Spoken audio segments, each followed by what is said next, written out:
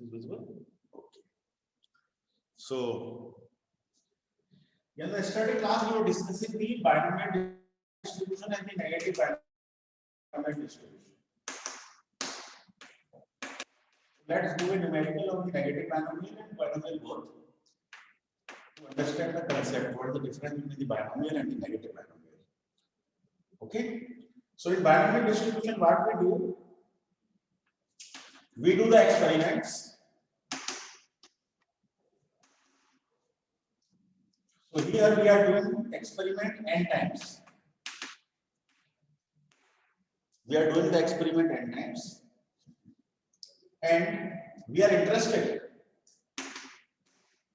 We are interested in finding X number of successes.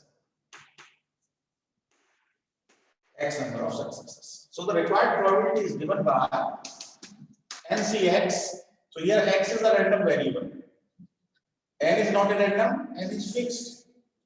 So in the binomial distribution, N is fixed. Number of the trials are fixed. Experiment is number of trials. You are throwing a coin. So it is one trial. Right? So how many times you are throwing? That is fixed. And number of the successes are random. Suppose you are throwing a coin 10 times. Right? So number of the success that you are getting head, maybe 3, maybe 4, maybe 1, like that. So that distribution is binomial distribution. So we are interested in finding the X number of success through n trials. So that is given by p to the power x into 1 minus p to the power n minus x. This is the basic formula. This is the basic formula for the binomial distribution. Okay. Now come to the negative binomial. Now come to the negative binomial.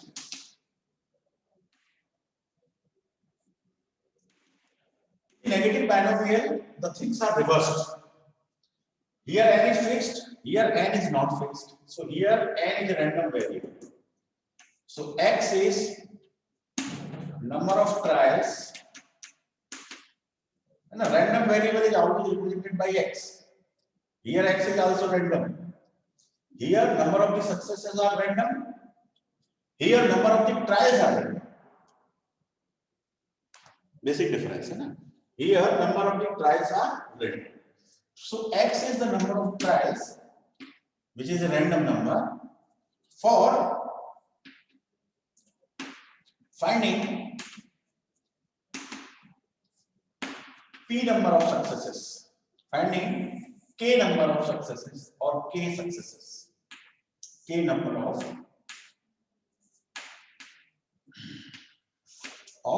successes.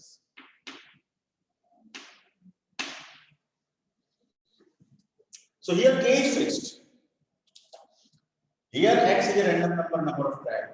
Just reverse. Here n is fixed and x is random. Here number of the successes are random, and here number of the successes are fixed. That is k. समझ में आ रहा है? थोड़ा सा मैं detail में थोड़ा समझाने की कोशिश कर रहा हूँ. कल बहुत अच्छे से नहीं आया होगा समझ में. Pratyush, are you getting point? Yes sir. हाँ, दोनों में डिफरेंस है. अब इसका जो फॉर्मूला होगा, तो इसमें हम क्या करेंगे? px. अब यहाँ x का मतलब क्या है? Number of trials. और यहाँ x का मतलब क्या है? Number of successes. तो यहाँ x का मतलब है number of trials required for k number of successes. For k number of successes. तो इसको हम कैसे करेंगे? x minus 1 c k minus 1 p to the power k minus 1 1 minus p to the power x minus k into p. This is the formula. So p into this term will you will get k minus 1 plus 1, so it is finally p to the power k. So I can write it px equal to x minus 1 c k minus 1 p to the power k 1 minus p to the power x minus k. x is it. ठीक है, अब इसमें एक example लेते हैं। तो example बना लेते हैं, जो है अच्छा सा एग्जांपल जिससे आपको ये समझ में आ जाए। तो चलिए मेरा एग्जांपल ये है, एग्जांपल है ना, एग्जांपल मैं आपका लिख देता हूँ, यहाँ पे लिख देता हूँ so that it will be visible. Example.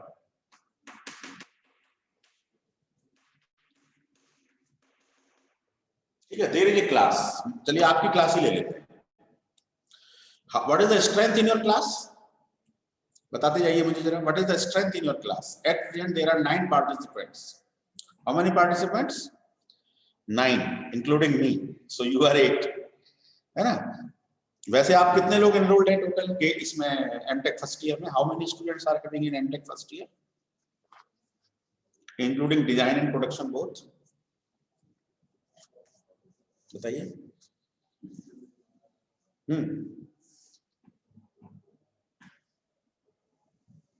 How many students are there total? Pratyush sir पता नहीं है, शायद 11-12 पता नहीं सर। नहीं है, चलिए तो मेरे ख्याल से मोटा आइडिया बताता हूँ। डिजाइन में 3, प्रोडक्शन में 7, यानी कि आप टोटल 10 स्टूडेंट्स। तो मैं क्लास का एग्जांपल दे रहा हूँ समझाने के लिए, बाइनोमियल को भी और नेगेटिव बाइनोमियल को भी। तो एक class is there which is having 10 students, is having 10 students. ठीक है, now you are doing experiments, you are doing experiments. तो पहले हम एग्जांपल इस क्लास का एक एग्जांपल बना रहे हैं बाइनोमियल के हिसाब से, और फिर इसी को बनाएंगे हम नेगेटिव बाइनोमियल के हिसाब से। दोनों के क्वेश्चंस में क्या डिफरेंस है देखो। बाइनोमियल में क्या है, number of the students are fixed, number of the students are fixed. Now I am selecting the students one by one. I am selecting the students from the class one by one. ठीक है, and I take that the particular student is gate qualified or not. मैंने पहला student class में से लिया, मैंने देखा कि गेट क्वालिफाइड है कि नहीं। If it is he is gate qualified, then it is a success for me. And if it is he is not gate qualified, then it is a failure for me. ठीक है, तो मैंने success की definition बता दी है, that the student is gate qualified. Probability of the student that he is gate qualified. Correct? So probability of the student, a particular student is gate qualified, is let given point to 20%. ठीक है, अब ये MTech first year में मैंने एक definition दे दी है कि कोई स्टूडेंट मैंने रैंडमली सेलेक्ट किया, ठीक है, और वो स्टूडेंट्स गेट क्वालिफाइड होगा, इस बात की probability 20%। So the probability of success is 0.2 and probability of failure is 0.8। ठीक है, प्रोबेबिलिटी ऑफ फेल्योर इज 0.8 अपने आप। अब मैं क्या चाहता हूं, I am doing the experiment. I am selecting the first student. This is my first experiment. Second student, second experiment. Third student, third experiment. I am doing in this way. So how many times I am doing the experiments? Class में बच्चे 10 हैं, ठीक है, but I am doing the experiment like 8 times. कोई भी example हो सकता है।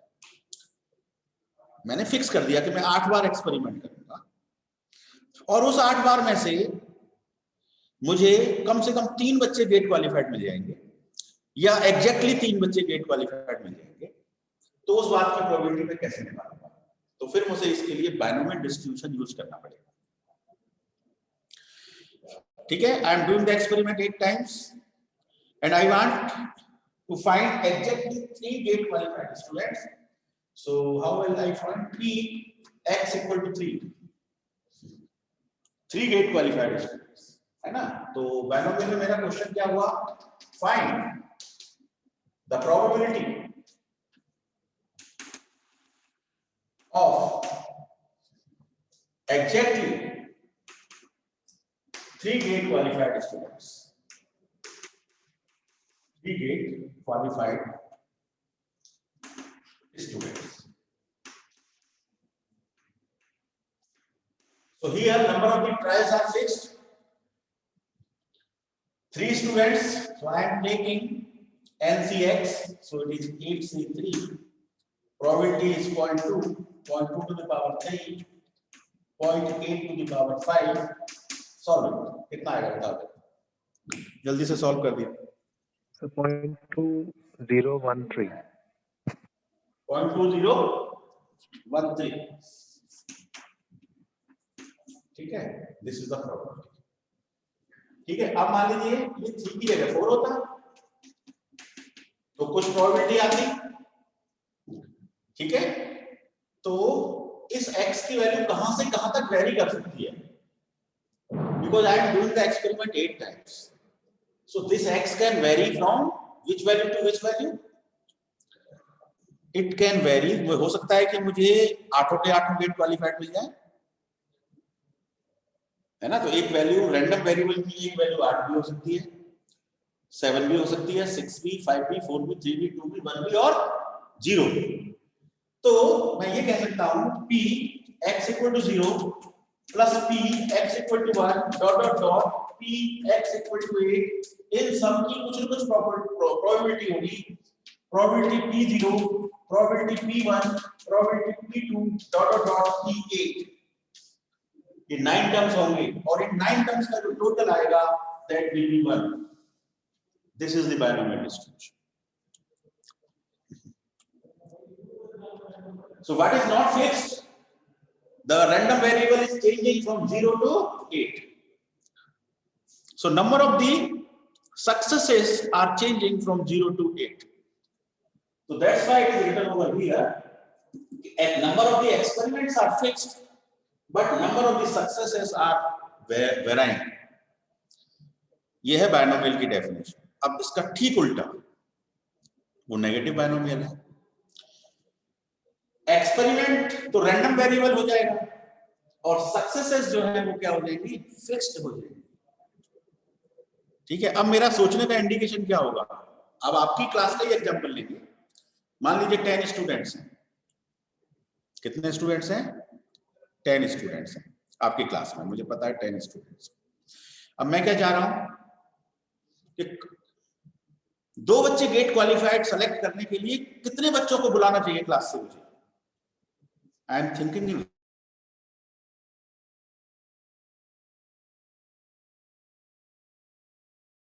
in reverse manner. कितने बच्चों को बुला लूं, मतलब एक्सपेरिमेंट को कितने बार कर लूं जिससे मुझे 2 बच्चे मिल जाए. तो एक्सपेरिमेंट को कितने बार कर लूं तो इसका मतलब एक्सपेरिमेंट की संख्या फिक्स नहीं है. Experiment is random. ठीक है. तो इस एग्जांपल को जरा सा लिख लेते हैं. नेगेटिव बायनोमियल के लिए देखिए, नेगेटिव बायनोमियल का example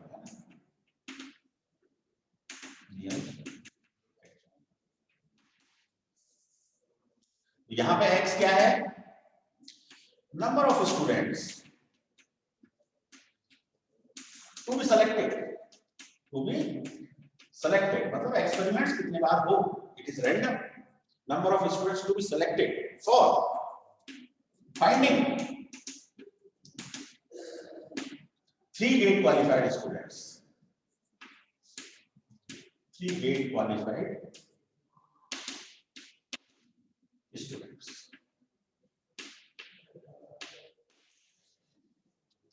So here 3 is fixed. Number of the successes are fixed. लेकिन मुझे ये पता नहीं है कि 3 बच्चे गेट क्वालिफाइड के लिए मुझे कितने बच्चे क्लास से बुलाने चाहिए. बिल्कुल उल्टा है. नेगेटिव बायनोमियल है just reverse of the binomial. तो अब इसको आप कैसे निकालेंगे? You will find probability x = 10. x तो क्या है? रैंडम है. तो मुझे 3 बच्चे, मान ली मैं कहता हूं कि 3 बच्चे मुझे 8 बच्चों में मिल जाएंगे. तो मेरा x क्या होगा? x = 8. यदि मैं कहता हूं मुझे 3 बार गेट क्वालिफाइड 9 बच्चों में मिल जाएंगे तो आई विल से 9. 10 में मिलेंगे आई विल से 10. पहले 3 ही गेट क्वालिफाइड हो जाए, 3 ही बच्चों में 3 गेट क्वालिफाइड मिल जाए, तो मैं क्या कहूंगा x इक्वल टू 3। तो x की वैल्यू कहां से कहां तक चेंज हो सकती है? 3 से 10 तक। So here x is changing from 3 to 10, 3 to 10, ठीक है। अब यहाँ x की वैल्यू 2 क्यों नहीं हो सकती है? Because my requirement is 3। यदि मैं 2 बार एक्सपेरिमेंट करूंगा तो मुझे 2 ही बच्चे तो मिल सकते हैं मैक्सिमम गेट क्वालिफाइड। तो to find 3 GATE qualified students, I have to do the experiment at least 3 times. So number of the experiments are random from 3 to 10. तो मैं प्रोबेबिलिटी निकाल सकता हूं px equal to 3, px equal to 4, px equal to 5 and so on, है ना? p3 4 5 px equal to 6, px equal to 7, px equal to 8, px equal to 9 and px equal to 10. इस तरह से मैं प्रोबेबिलिटी निकाल सकता हूं और इन सभी प्रोबेबिलिटीज का टोटल कितना आएगा? 1. So this is the distribution of the negative binomial as per the negative binomial. ठीक है, निकाल के देख सकते हैं, प्लस करेंगे always you will get 1. तो अब यहां पर जरा p x equal to 3, exam में सबका नहीं निकल पाएगा, आपसे हो सकता है कि वो पूछ ले p x equal to 5, एक क्वेश्चन बन गया। दूसरा question p x equal to 9, दूसरा क्वेश्चन बना दिया, है ना? बट डिस्ट्रीब्यूशन के पॉइंट ऑफ व्यू से आपको समझना जरूरी है कि कितने कितने टर्म्स का टोटल 1 आ रहा है, दैट इज द डिस्ट्रीब्यूशन। सो जरा इसमें बताइए क्या करेंगे?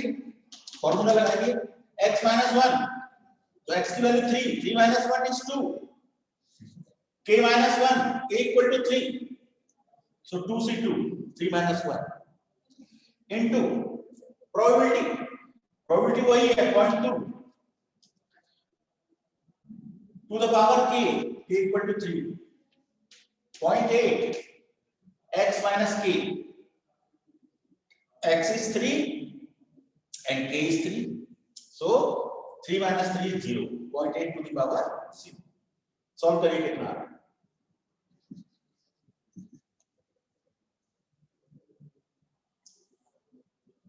बताइए। अंकुर चौहान हैं क्लास में? Yes sir. कैलकुलेटर घुमाइए, बताइए कितनी वैल्यू आएगी? एक मिनट।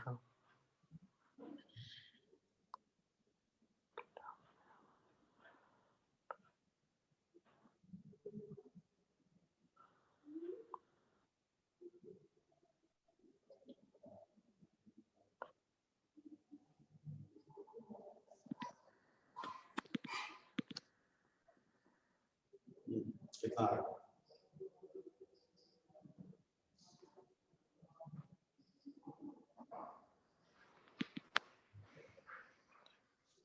ये वन हो गया .008। हाँ, .008। चलिए अब p x equal to 4 का आंसर को बोल दीजिए फॉर्मूला क्या होगा? 4 - 1 3, देखो फॉर्मूला यही है x - 1। अब x की वैल्यू 4 है लेकिन k तो 3 ही है, k तो फिक्स है, तो ये क्या हो जाएगा? 3c2 0.2 to the power 3 0.8 to the power, बोलिए 3 सक्सेस होनी है, फेल्योर कितने हो जाएंगे? 1। 4 बार एक्सपेरिमेंट किया, 3 बार सक्सेस, 1 बार फेल्योर, 3 बार किया, 3 बार सक्सेस, 0 टाइम्स फेल्योर। अब इसकी वैल्यू बताइए कितनी आएगी? सॉल्व करिए। 0.0192। 192 करेक्ट। अब x इक्वल टू 5 के लिए बताइए।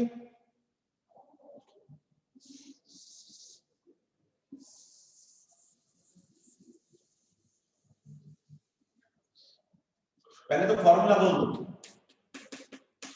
अब यहाँ x 5 हो गया, k तो 3 है, k तो फिक्स है, k तो 3 ही रहेगा हर केस में। So it is 4c2 0.2 to the power 3 0.8 to the power 2। 5 बार एक्सपेरिमेंट हुआ, 3 बार सक्सेस, 2 बार फेल्योर। सॉल्व करिए कितना आ रहा है?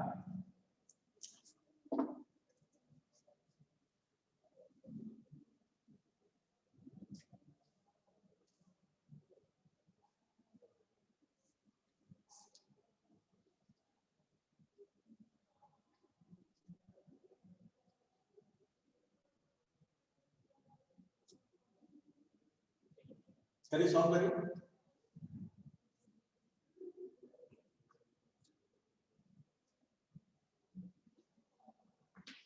Px इक्वल टू 6, सबको बस सॉल्व करते रहे मुझे बताइए। चलिए आप मैं पूछता हूँ जरा, समझ में आया होगा तो जरूर बताएंगे। बताइए पार्टिसिपेंट्स में इस वक्त है मेरे पास Kaushal Yadav. Are you listening me? Kaushal Yadav, Kaushal Yadav please unmute your yes sir, mic. Yes sir. Px equal to 6 के लिए मुझे क्या लिखना होगा? px को 6 के लिए 5c हाँ वेरी गुड। 2 5 से 2 k की वैल्यू तो 3 है हमेशा। से k -1 होगा ना? सक्सेस फिक्स होती हैं तो k फिक्स होता है नेगेटिव बाइनोमियल में। Yes sir. हाँ सो इट इज 5 से 2.2 की पावर 4। और फेल्योर कितने हो गए? 6 - 3 3 फेल्योर। Yes sir. करेक्ट है। चलिए अब px इक्वल टू 7 बताइए, कौन बताएंगे? Rohit Kumar Singh please unmute and ask px equal to 7। Rohit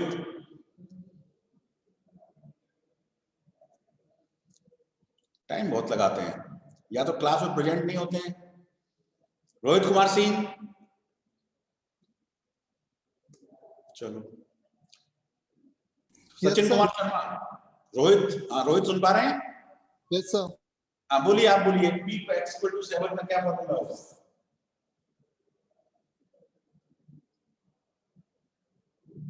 हाँ अरे बड़ा आसान है, इस फॉर्मूले में वैल्यू पुट करनी है बस, नहीं क्या? x equal to 7। चलिए सचिन कुमार शर्मा बताइए। लवकेश सिंह बताएं।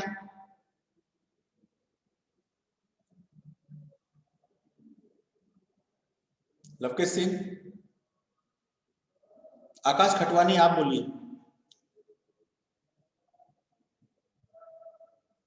आकाश। चलिए प्रत्युष आप बताइए। Sir 7c2 into 0.2 to the power। 6 हो जाएगा। यस सर, वो 6c2 हो जाएगा C2 into 0.2 to the power 3 into 0.8 to the power 4। अब px इक्वल टू 8 का बता दो।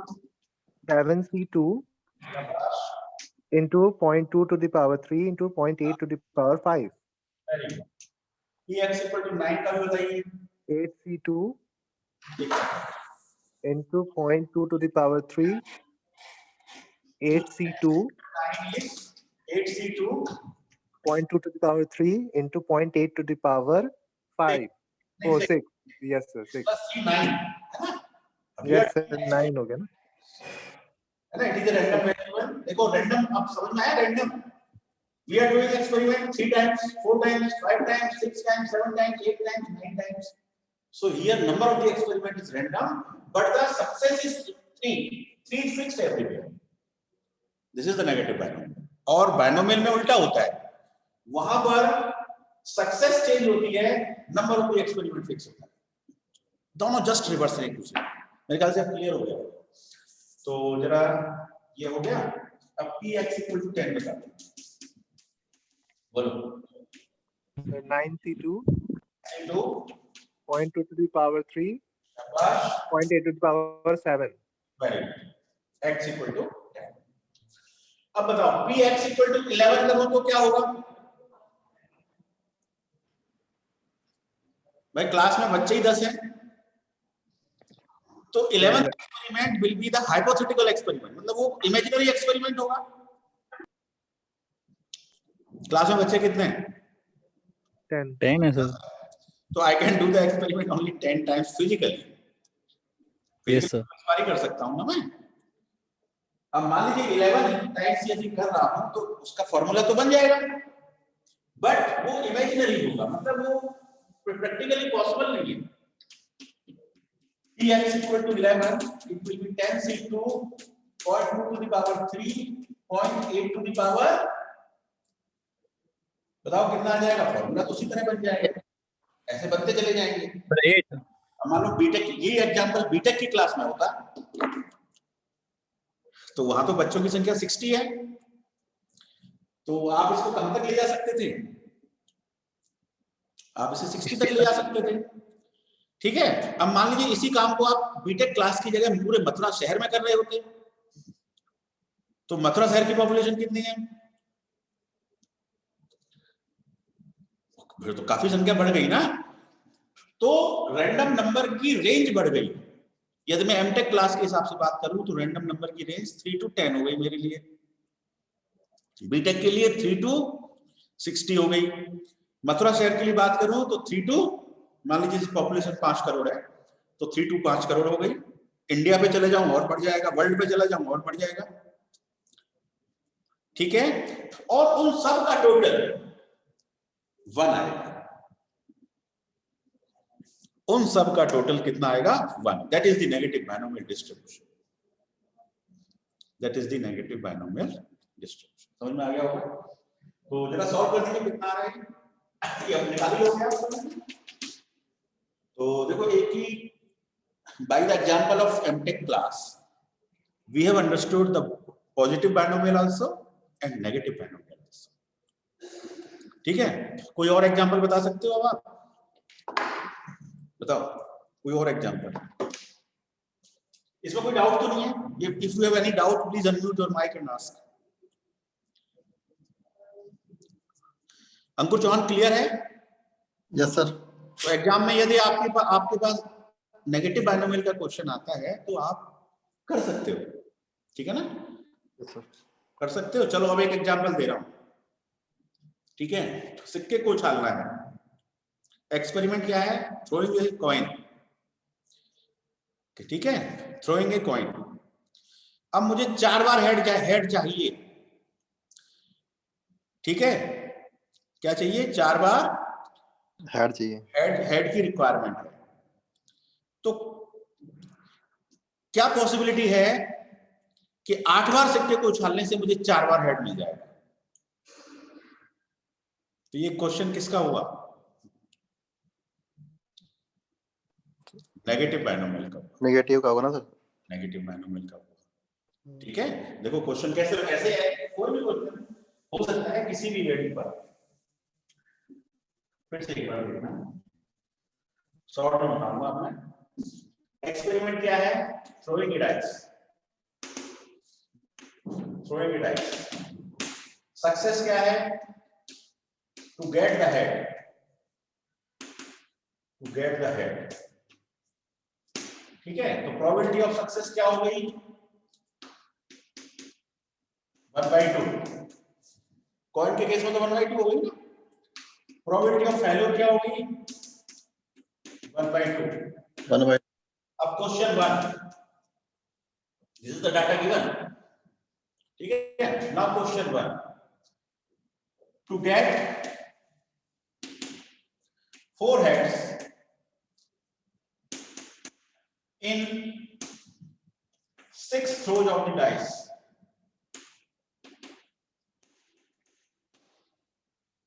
to get 4 heads in 6 throws of the dice।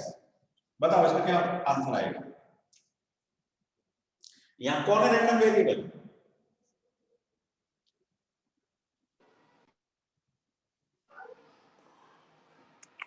Sir हाँ,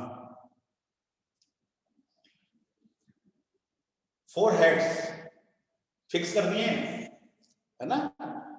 और 6 थ्रो में 4 heads मिल जाए तो इसकी क्या प्रोबेबिलिटी होगी? रैंडम वेरिएबल क्या है? 6, तो px इक्वल टू 6। क्या फॉर्मूला बन जाएगा? 5 5 और C3 सॉरी। 10 में से 1 कम हो गया, 4 में से 1 कम हो गया। Probability half. कितनी सक्सेस है? 4। फेल्योर कितनी फेल्योर है? 2। 4। बस हो गया क्वेश्चन। इसको सॉल्व कर देना, 4 ऑब्जेक्टिव होंगे, उनमें से एक टिक मार देना। This is negative binomial. अब इसी को देखो उल्टा, दूसरा question. to get 4 heads in 7 throws of the dice. This is question 2. तो क्या होगी प्रोबेबिलिटी बताओ ना? Px equal to 7. Again here 7 is random. Number of the heads are fixed. Px equal to 7 कितना आ जाएगा? 6c3 up to the power 4 up to the power 3. बताइए सही है? Is x over. तो ये तो ही नेगेटिव बाइनोमियल की बात। अब मान लो इसी क्वेश्चन को हम पॉजिटिव बाइनोमियल में कैसे क्वेश्चन बनाते हैं? पॉजिटिव बाइनोमियल का देखना question 3 out of 6 throws out of 6 throws a experiment is done 6 times. ऐसे क्वेश्चन की लैंग्वेज होगी an experiment is done 6 times मतलब फिक्स है, ठीक है। और यहां पर लैंग्वेज होगी to get exactly 4 heads, to get exactly 4 heads. तो यहां पे सक्सेस फिक्स होंगे, ठीक है। तो out of 6 throws what is the probability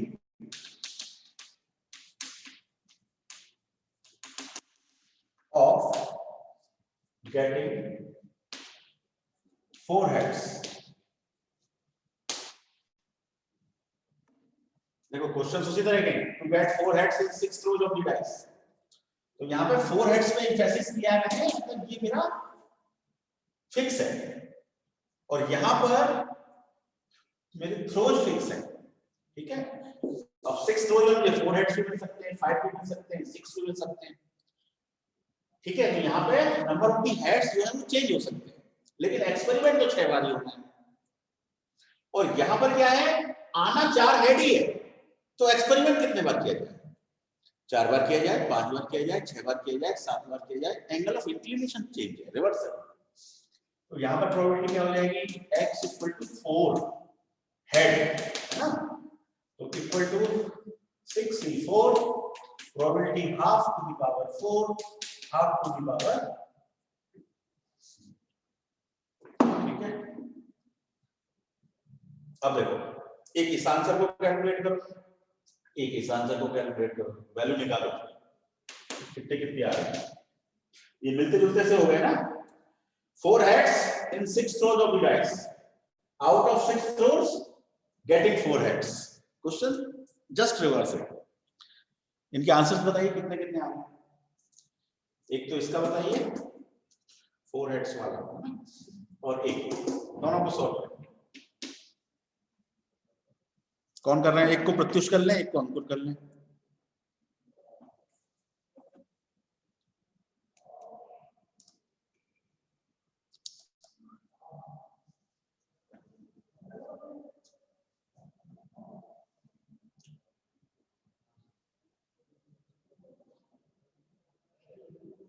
कर रहे हैं? सर 1 मिनट रुको सर। हाँ करिए। कौन से वाले को कर रहे हैं आप? 3 = 6 को कर, ये वाला सर। ये वाला? Yes sir. ठीक है, आप इसको करिए और प्रत्युष आप इसको करिए। सर जो मैं 0.2343। ये वाला? Yes sir. 0.2343 और इसका? सर अंकुर बताएगा। हाँ अंकुर बताइए।